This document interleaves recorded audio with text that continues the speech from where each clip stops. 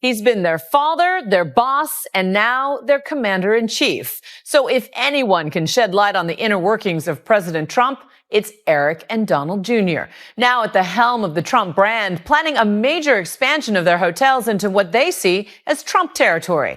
They spoke with ABC's Tom Yamas about their father's latest troubles in Washington. Now, as the president navigates a busy week in Washington, the first son's sitting down with ABC News, talking family, controversy, and the Trump brand without the top Trump. This week is going to be a very big week for your father. Former FBI Director James Comey is going to testify on Capitol Hill. Are you going to watch? Yeah, sure. Absolutely. It's the greatest hoax of all time. I was there throughout the campaign.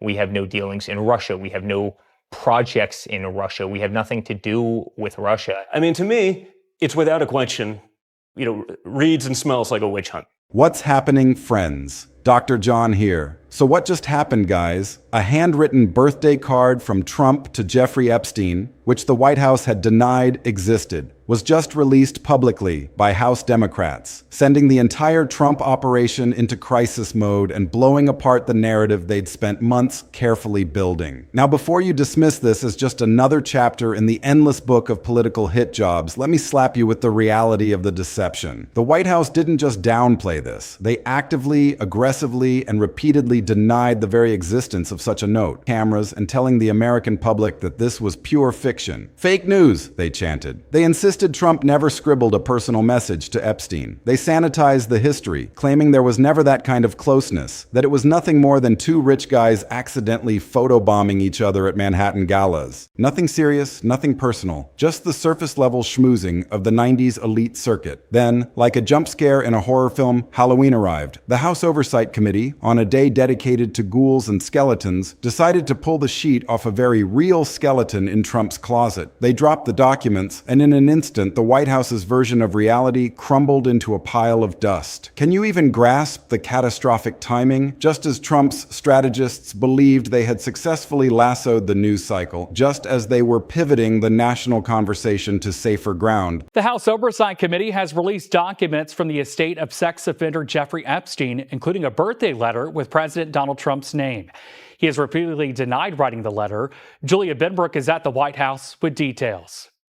More documents related to Jeffrey Epstein were handed over to the House Oversight Committee this week, including the letter and drawings signed with President Donald Trump's name in the so-called birthday book. Now, ahead of the public release on Monday, Democrats on the committee posted on social media, revealing the page first reported on by the Wall Street Journal back in July. While old images circulating online of his signature on other documents do seem to resemble the signature in the book, the president has repeatedly denied writing the letter and sued the Wall Street Journal for defamation. White House Press Secretary Caroline Levitt said in part, "It's very clear President Trump did not draw this picture and he did not sign it." The Democrats detonated this bomb, and it's not a vague, blurry photograph or a he said, she said whisper. It's Trump's actual handwriting. It's a window into a personal dynamic. It reportedly contains an illustration so eyebrow-raising that we're going to have to dig into it later, because it changes the entire tone of the relationship. Here is where the situation transitions from disastrous to utterly deranged. The official White House response has not been to nuance, clarify, or even awkwardly apologize for the confusion. No, they are doubling down into the abyss. Press Secretary Caroline Levitt marched to the podium not to heal the credibility wound but to pour salt into it. She swung wild, branding this entire revelation as a Democrat Epstein hoax orchestrated to club Trump over the head. She threatened to sue news organizations into the ground simply for carrying the story. Would the White House support a professional handwriting expert review of the document released yesterday to prove that it's not the president's signature?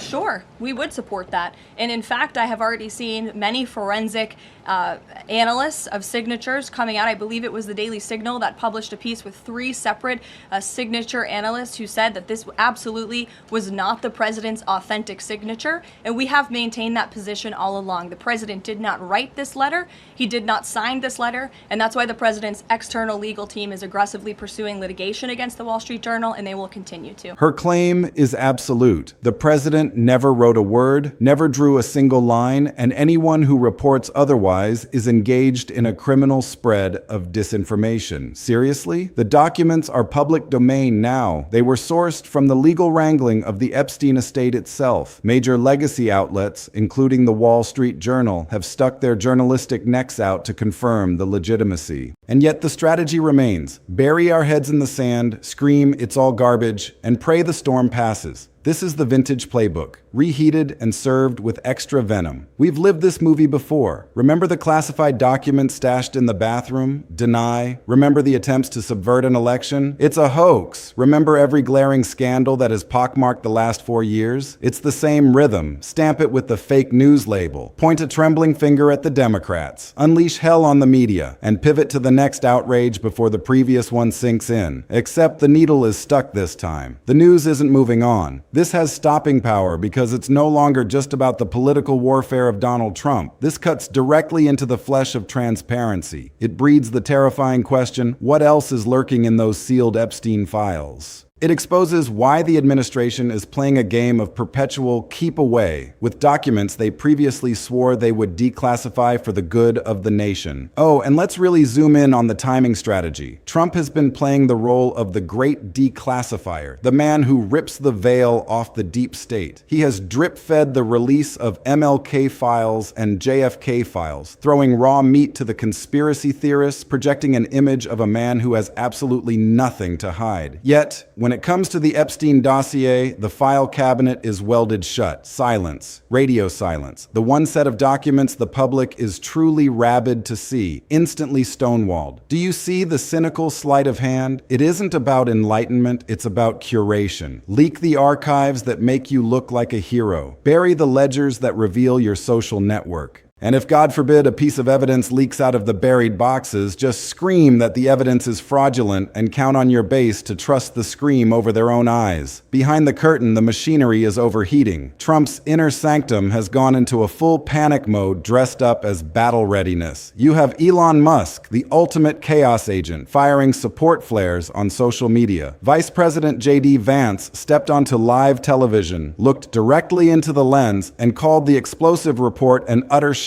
dismissing it with a wave of his hand. Megyn Kelly, ever the loyalist in the culture war, trashed the coverage as the dumbest hit piece in modern history. The entire constellation of conservative media is scrambling like fighter jets to intercept the missile before it hits the hull. But on the opposing side of the aisle, the sharks are circling. Democrats have caught the unmistakable scent of blood in the water. They are beating the war drums for public hearings. They are drafting demands for the immediate release of every single Epstein document hidden in the vaults. They are asking the question that sends a shiver down the spine of the administration. If he lied about a birthday card, what is the magnitude of the secrets he's still hiding? Meanwhile, regular folks, the voters who just want to live their lives, are trapped in a fog of confusion. Half of the country smells a rat. The other half is convinced this is the ultimate deep state frame job. So let's slice to the core of the matter. Why does a piece of folded paper written decades ago send the entire White House into a nuclear tailspin? Why is this incendiary device exploding right now, covering the administration in political shrapnel? The reality is structural, not superficial. This is not just a debate over a single letter. It's a lethal injection into the administration's credibility. When you spend weeks standing at the most powerful lectern on earth, swearing on your political life that a physical object is a phantom, and then Congress plops that phantom onto the table in high definition, the foundation of trust doesn't just crack, it liquefies. People stop being passive consumers of news, they become detectives. They grow suspicious, they grab shovels and start digging, and the digging is happening right now, in real time. As you watch this, a swarm of investigative journalists is tearing through every past statement Trump has ever made about his affiliation with the disgraced financier. Legal investigators are hunting for what other pieces of evidence might be dislodged next, and Democratic strategists are already weaponizing this disaster for the impending midterm election cycle. This is a pivot point. The landscape has shifted. Trump knows the floor just fell out from under him. Here is the true tragedy of this crisis management catastrophe. This entire blazing inferno could have been swatted out like a matchstick weeks ago. If the White House had, from the very first inquiry, offered a morsel of honesty, if they had simply shrugged and said, yes, decades ago, before the world knew what Epstein was, Donald Trump existed in the same social swamp as him. Everyone in that Palm Beach to Manhattan corridor did. If they had just contextualized it, owned the awkwardness, and refused to be shamed by an old piece of paper, the story would have the shelf life of a snowflake in the sun. But the ego forbids simplicity. They chose the path of absolute denial. They chose to attack the integrity of the messengers. They chose to turn a minor embarrassment into a gaping constitutional credibility meltdown. And now they are sprinting through a minefield of their own arrogant construction. The way this narrative unraveled feels like a script written by a dramatist obsessed with irony. The murmurs started weeks prior. The Wall Street Journal, a publication not exactly known for left-wing activism, published a deep dive into the material trickling out of the Epstein estate. Initially, it was just a dense fog of data, a mesh of connections between a dead predator and the global elite. But buried within the legalistic jargon, there were whispers of correspondence, real letters, notes, personal scribbles that could potentially incinerate the "we just stood next to each other for a photo" defense. The White House's nervous system reacted instantly. Damage control bot mode activated. Caroline Levitt stood before the press cave and was asked directly, "Did the man in the Oval Office ever put pen to paper for Epstein?" Her response was absolute zero. No, absolutely not. She filed the relationship down to the blunt edge of a mere acquaintanceship, a fleeting cross of paths in the loud, vapid echo chamber of 90s celebrity parties. No friendship, no personal bond, and absolutely, unquestionably, no letters.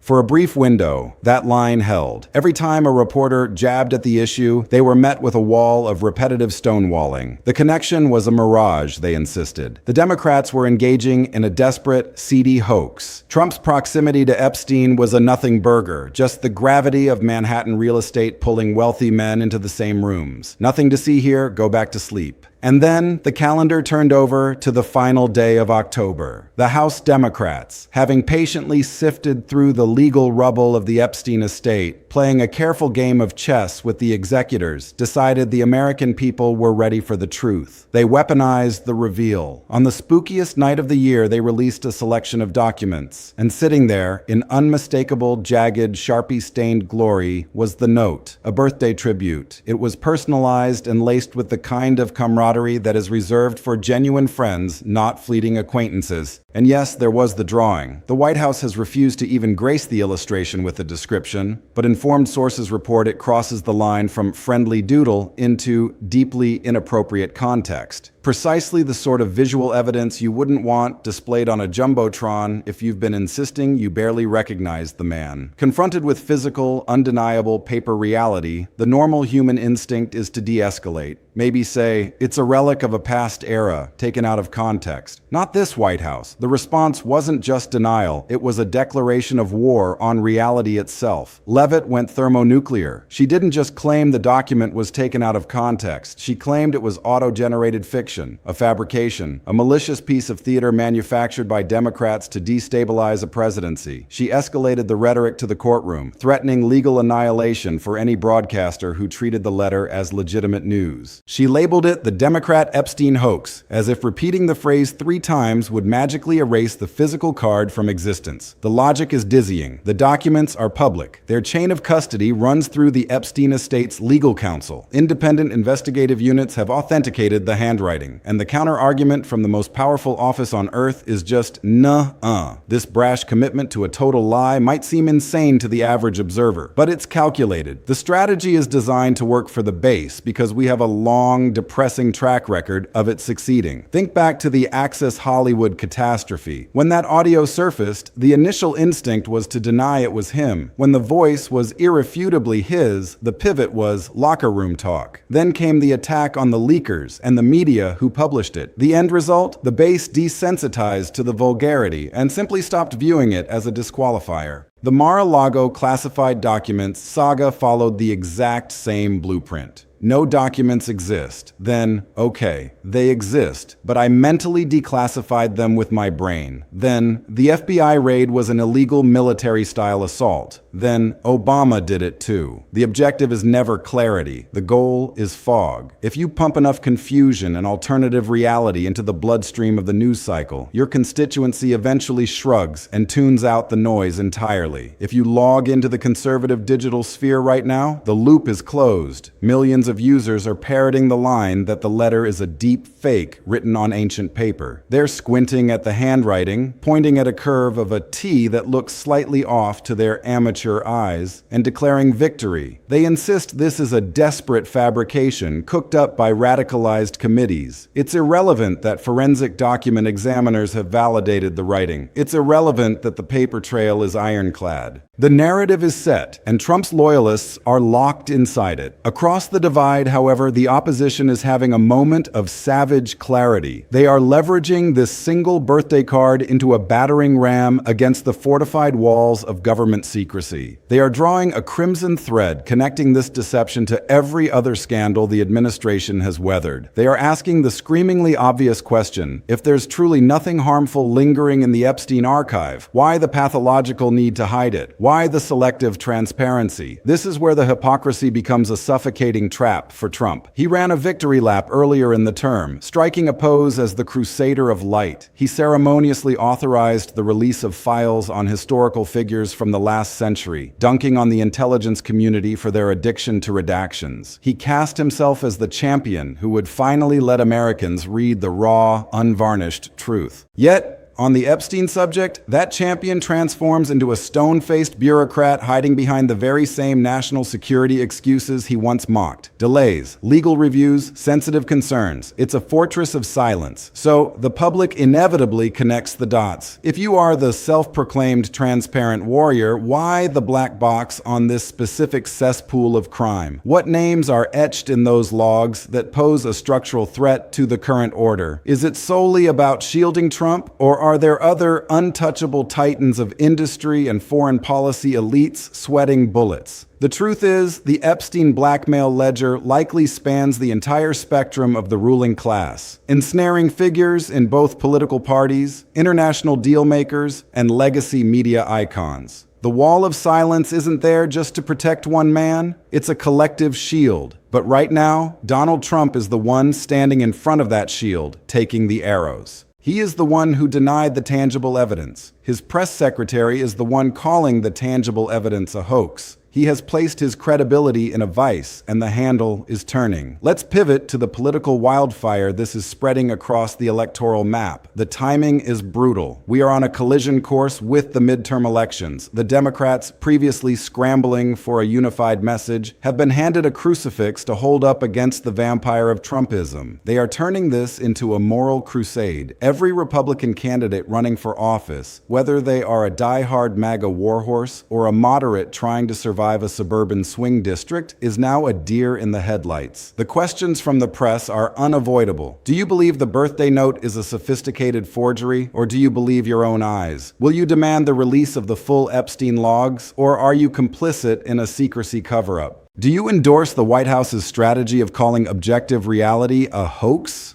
It's a death trap for them. A strong defense of the president risks alienating independent voters who are trying to figure out why this guy always smells like smoke. A break from the president risks a furious primary challenge fueled by the MAGA vengeance machine. The result is a deafening, awkward silence from the GOP congressional caucus, a collective prayer that the ceiling caves in on something else before they have to attach their names to this mess. Compounding this is the sheer exhaustion of the legal sphere. Trump's legal calendars are already bleeding red ink with court dates and civil suits. Now, this evidence re-energizes the investigative engines. Prosecutors are glancing sideways at the depositions, wondering if the barely knew him testimony constitutes a legal problem. Congressional committees are dusting off gavels and drafting subpoenas. The snowball is rolling downhill, gathering size, and Trump's response to the gathering avalanche is to whip it with a chain. He's raging. He's branding his opponents as criminal conspirators. He's alleging a vast ecosystem-wide plot to remove him from power. It is the playbook turned up to a volume that shatters glass. But here is the subtle shift in the air, the phantom menace that Trump's pollsters are likely detecting in their internal focus groups. The public is exhausted and hedonic. The hardcore fan base will never flinch. They'd walk through a wall of fire for him. But the soft tissue of the electorate, the suburban moms and the pragmatic independents, are wearing thin. They are beginning to ask a lethal question. Why does it always have to be this way? Why is it always fog, mirrors, and lawyers? Why can't we just have a Tuesday? That specific exhaustion, scandal fatigue at a cellular level, is more corrosive to Trump's long-term viability than the card itself. Humans can forgive a raging controversy or two. They can rationalize a misstep, but when the news cycle becomes a relentless, breathing panic attack, they start to disengage. Or worse for him, they subconsciously conclude that where there is this much smoke, the forest must be carbonizing. So where do we navigate from this smoking crater? The Democrats are going to lean in hard. They are going to weaponize this into a referendum on basic honesty. There will be hearings gavelled into the late hours of the night. There will be subpoenas flying like paper airplanes. It will be the drumbeat of their election strategy. Trump's apparatus will attempt to blow past it, screaming hoax into the void, tweeting in all caps, and praying the national attention deficit disorder kicks in. But the letter is out of the bag now. It's physical. It's real. And every time Levit stands at the microphone and fibs about its origin, she digs the hole a foot deeper. What's terrifyingly revealing is the posture of the GOP leadership. It's not a defense, it's a void. They are hiding in the washroom of history. They won't hoist the president on their shoulders, nor will they dare whisper a note of criticism. They are frozen, waiting to see which way the wind blows before they commit their political bodies to the future. That tells you everything you need to know. They know the evidence looks damning. They know the "it's all fake" line is a house of cards, but they are petrified of the retribution that comes from the leader's base. So they sit in a bizarre kinetic paralysis, and that vacuum of leadership creates the exact opening Democrats are sprinting through. If the GOP refuses to hold feet to the fire, the Democrats will happily man the furnace. Let's pull the camera back and dissect the exact anatomy of this scandal without the spin. What exactly is the artifact?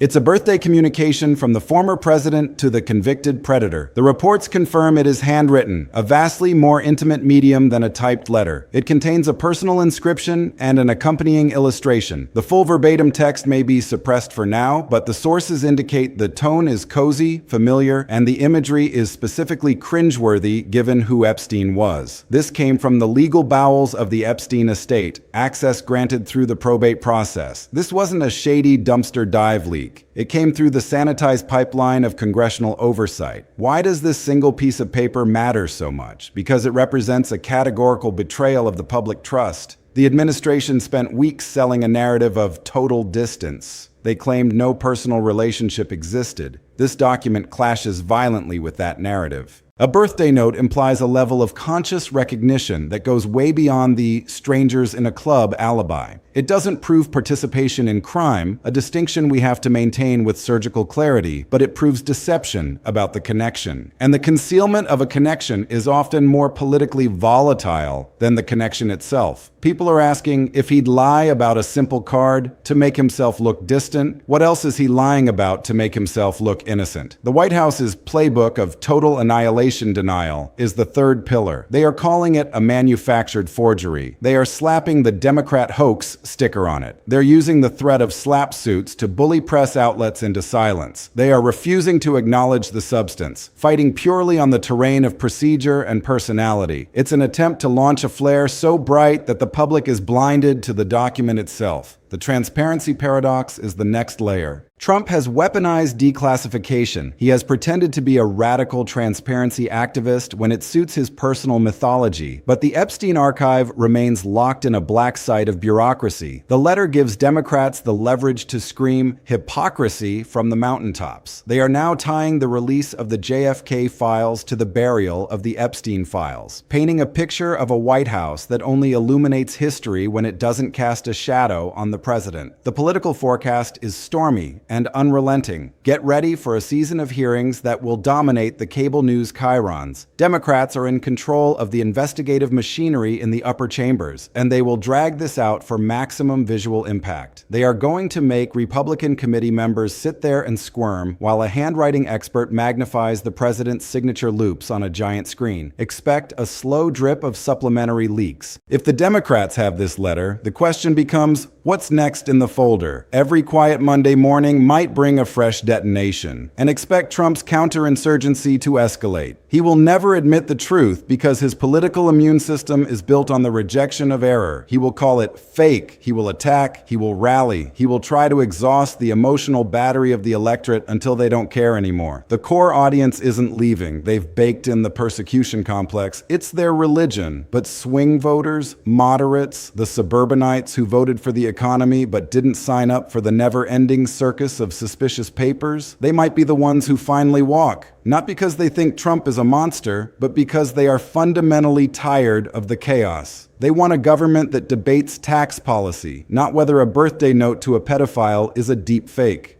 Zooming out, this scandal is a perfect case study in the architecture of gaslighting. The strategy is to erode the public's confidence in their own vision. If you can convince your base that a physical document is a mass hallucination, you have mastered total ownership of their reality. So far, the spell has held. But spells can break. You can see it in the fundraising hesitancy of some major donors. You can see it in the Republican candidates who are suddenly running ads about local water quality rather than hugging Trump. The question is whether the roof finally caves in. I think this story has a long tail. It's a parasite on the host of the administration's agenda. Democrats will milk the scandal for every drop it's worth, and the media will not let go of the lying about a birthday frame. Trump will fight back with the animal cunning of a man who sees the cell bars approaching. But in the age of fragmented attention, there may never be a definitive, spectacular finale. There may be no moment where the White House admits total defeat. Instead, it's just a corrosive drip, drip, drip of psychological erosion. It's the voters deciding in the quiet of the ballot booth that the noise isn't worth the ride anymore. Here's what you need to keep your eyes locked on. Watch the chain of evidence. If this letter is the tip of the spear and more correspondence drops, the shape of the scandal changes from old acquaintances to intimate confidants. Watch the GOP's posture. The silence is not sustainable. Eventually, a reporter will corner a senator in a hallway and get the stutter that breaks the dam. Watch the polling crosstabs. Not the approval rating with diehards, but the soft trustworthiness metric among independents. That's the number that will predict the midterm tsunami. And watch the sealed vault of Epstein files. The wall holding them back is political. If a crack in that political wall forms due to pressure from this scandal, what spills out could rewrite the history of not just this administration, but the entire global elite. It could exonerate the president entirely, or it could confirm the worst suspicions of his accusers. The volatility of that unknown is the true ticking time bomb. What we know for certain is that the floor of credibility has opened up. The White House has gambled its reputation on the audacious claim that a physical piece of history is a phantom. If reality holds, and it usually does, the architecture of this denial will collapse under its own absurd weight. Losing credibility is a terminal disease for a political operation. Once the public stops believing you, even your victories look rigged. This is a massive inflection point. It isn't just about a year-old birthday greeting. It's the symbolic burning of the mask.